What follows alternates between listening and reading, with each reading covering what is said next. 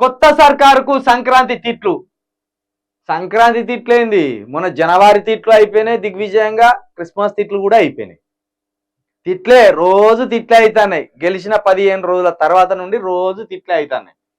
కొత్త సర్కారుకు సంక్రాంతి తిట్లు, రేవంత్ ప్రభుత్వంపై తీవ్ర అసంతృప్తి, పండుగ పూట గ్రామాల్లో ఆసక్తికర చర్చ, దసరా టైంలో కాంగ్రెస్ కు జైకొట్టిన జనం, సంక్రాంతి పండగకి మారిన ప్రజల స్వరం, అనవసరంగా ఆగమయ్యామనే ఫీలింగ్, సర్కారుపై వృద్ధులు రైతుల్లో తీవ్ర అసహనం, రైతు బంధు పెన్షన్ల ఆలస్యంపై మండుపాటు, పల్లెల్లో రోజుకు 4 నుండి 6 గంటల కరెంటు కోతలతో మొదలైన అన్నదాతల తిప్పాలు, గ్రామాల్లో ఉన్న యువతలోనూ తీవ్ర అసంతృప్తి. ఆశపడితే మోసమైంది, పాలిచ్చే బర్రెను అమ్మి తన్నే దున్నపోతులు తెచ్చుకున్నట్టు అయింది. అన్నిటిలో అంతకు మించి వస్తుందనుకుంటే చిప్ప చేతికొచ్చే పరిస్థితి వచ్చింది. అన్ని ఓట్ల కోసం చెప్పిన మాటలే, బతుకు మాత్రం మారలేదు.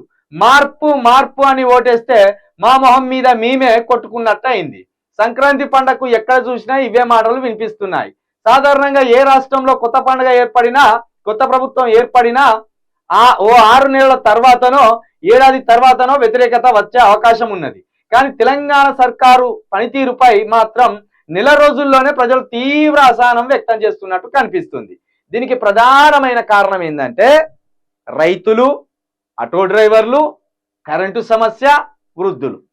ఇగో ఈ 4 అంశాలను గనక రానున్న పార్లమెంటు ఎన్నికల్లో బీఆర్ఎస్ పార్టీ వాడుకోగలిగితే అద్భుతమైన సీట్లను బీఆర్ఎస్ పార్టీ గెలుచుకుంటుందనడంలో ఏమాత్రం సందేహం లేదు. ముఖ్యంగా రేవంత్ రెడ్డి ఈ నెల రోజులలో ఎక్కడ విఫలమైందంటే, కేసీఆర్ ఇచ్చిన రైతు బంధుకి, కేసీఆర్ నిరంతర విద్యుత్కి, కేసీఆర్ ఇచ్చిన వృద్ధాప్య పింఛన్లకి జనము అత్యంతగా ఆకర్షితులైంది. జనాన్ని కేసీఆర్ ఎక్కడ ఆకట్టుకున్నాడు? కొన్ని వర్గాలనంటే రైతుకు సంబంధించి కరెంటు కావచ్చు, నీళ్లు కావచ్చు, వృద్ధులకు సంబంధించి 2000 రూపాయల పింఛన్లు కావచ్చు, అదేవిధంగా ఇంకోటి ఇవే రైతు బంధు, ఈ 3 ఎంత అద్భుతంగా అంటే కేసీఆర్ వాళ్ళను పూర్తిగా కేసీఆర్ని ప్రేమించే రీతిలో అయిపోయింది. అయితే రాగానే ప్రభుత్వంలోకి అప్పో సప్పో చేసి రేవంత్ రెడ్డి రైతు బంధు ఏనుండే ఇప్పటి వరకు వేయలే. 50 రోజుల దగ్గరికి వస్తుంది, ఇప్పటి వరకు రైతు బంధు వేయలే. ఇక ఈ 50 రోజుల్లోనే కరెంటు కోతలు స్టార్ట్ అయినాయి.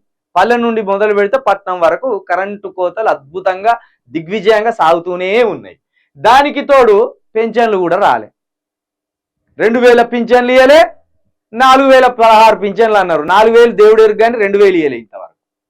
ఇగో ఈ విషయాల్లో 50 రోజుల్లోనే రేవంత్ రెడ్డి ప్రభుత్వం చేతులెత్తేసింది అనేది ప్రజల్లో రోజు రోజుకి పెరుగుతున్న అసంతృప్తి.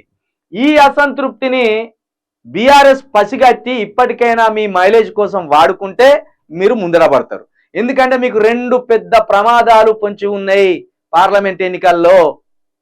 అది చాలా పెద్ద ప్రమాదం. ఒకటి మోడీది ఉన్నది కుట్ర మీ మీద, ఒకటి రేవంత్ రెడ్డి కుట్ర కూడా ఉన్నది.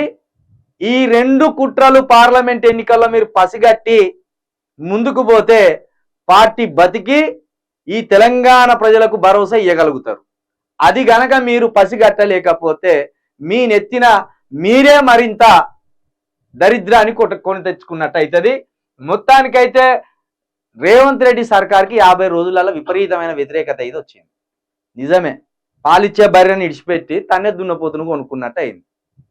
అక్కడికి తీసుకొచ్చుకున్నారు వాళ్ళే, 50 రోజుల్లోనే తీసుకొచ్చుకున్నారు. కరెంటు కోతలు పెడతారే సిగ్గు లేదా? కొత్త రాష్ట్రం ఏర్పడినప్పుడు కరెంట్ ఎవరి దగ్గర కొనాలో, కరెంటు ఎట్లా తీసుకొచ్చుకోవాలో కూడా తెలియని పరిస్థితిలో కూడా కేసీఆర్ దిగ్విజయంగా 24 గంటల కరెంటు ఇటు గృహ నివాసాలకు అందించిండు, ఇటు కంపెనీలకు అందించిండు, అటు వ్యవసాయానికి అందించిండు. మీకైతే ఎక్కలేని కష్టం వచ్చి పడింది. మరి కేసీఆర్ అప్పులు అప్పులు అప్పులు అంటాను. మరి కేసీఆర్ హయాంలో అప్పులు ఉన్నాయి, గవ్వే అప్పులు మీకు ఇప్పుడు ఉన్నాయి. మీరు 50 రోజుల్లోనే మీరు మోయలేనంత అప్పులు అయితే కాలేగా. కరెంటు ఇవ్వడంలో మీరు పూర్తిగా విఫలమైపోయింది కాంగ్రెస్ ప్రభుత్వం. గుంపు మేస్త్రికి ఇక అయిపోయినట్టే, బడిత పూజ దాకా వస్తుంది గుంపు మేస్త్రి కథ.